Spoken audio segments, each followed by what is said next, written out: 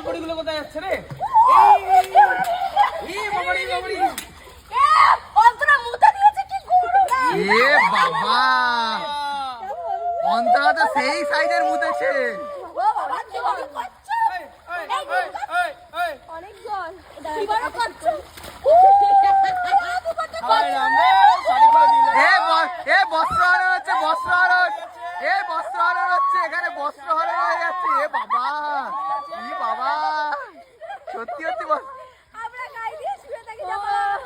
এখানে তো বস্ত্র হরণ হচ্ছে।